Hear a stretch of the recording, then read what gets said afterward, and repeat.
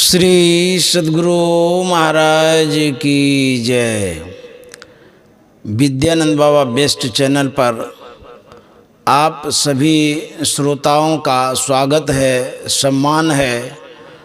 आप इस चैनल पर महर्षि में ही परमहंस जी महाराज के प्रवचनों को सुनते आ रहे हैं। आगे प्रवचन की कड़ी को जोड़ते हुए आपके सामने प्रवचन को उपस्थित किया जा रहा है। महर्षि में ही सत्संग सुधा वचनामृत भाग तृतीय से भीतर की सफाई ध्यान से होती है। बंदों गुरुपद कंज कृपा सिंधु नर रूप हरि महामोहतम पुंज जासु बचन रवि कर निकर। प्यारे लोगों, जितने जीव जंतु हैं सब खुलासा स्थान पसंद करते हैं। सबसे खुलासा क्या होगा? सबसे खुलासा आकाश है। आकाश में सूर्य है, सूर्य के ऊपर भी आकाश है जिसका ओर छोर आदि अंत नहीं है। चाहे विचार में चाहे दृष्टि में ऐसा हो तो वह क्या होगा? जो सारी सृष्टि को धारण करके रखता है। जितने जीव हैं जिनको जितना मिलना चाहिए वे देते हैं। लोग कहते हैं मैंने पुरुषार्थ किया था। यह पुरुषार्थ जगने और स्वप्न में कुछ मालूम पड़ता है, परंतु गहरी नींद में सब चला जाता है। इसलिए जो परमाकाश है वही परमात्मा है। हम ईश्वर को आकाश कहकर नहीं बताते हैं, बल्कि जो अवकाश है उसके अंदर यह आकाश है।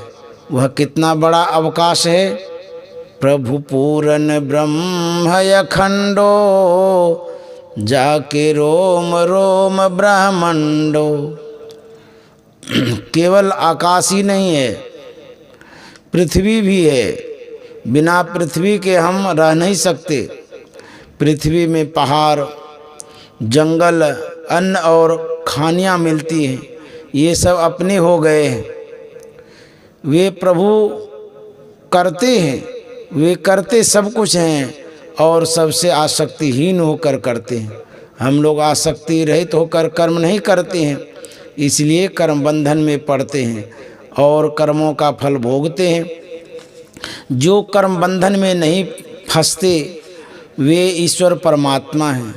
ऐसे परमात्मा दृष्टि गोचर नहीं है, इंद्रिय गोचर में उलट पुलट होती रहती है।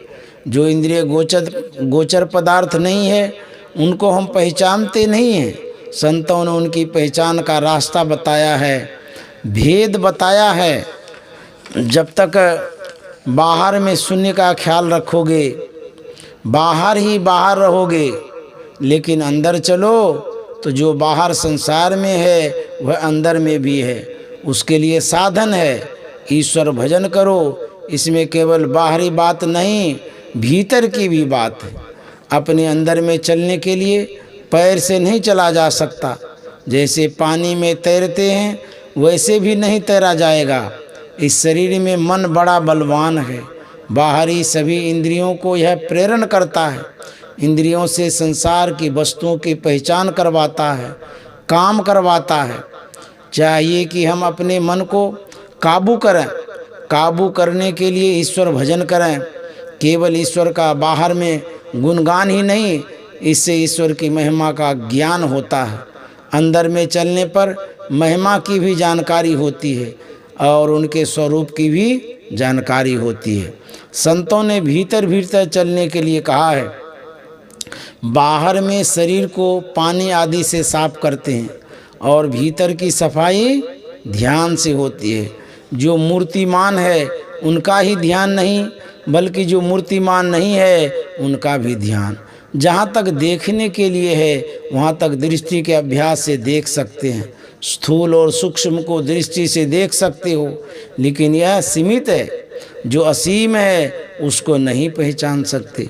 मन बुद्धि से उसकी पहचान नहीं होती है। मन बुद्धि से परे जो चेतन धार है उसको लगाना है, जो दृष्टि से देखी नहीं जाती है उसका यत्न गुरु से जानना चाहिए।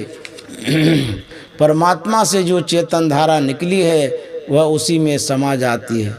वह इतनी पवित्र हो जाती है कि किसी प्रकार मैल नहीं लगती, वह निर्मल तत्व में लीन हो जाती है। संतों ने कहा पहले मन से जप करो, फिर मन से ध्यान करो, फिर दृष्टि से देखो।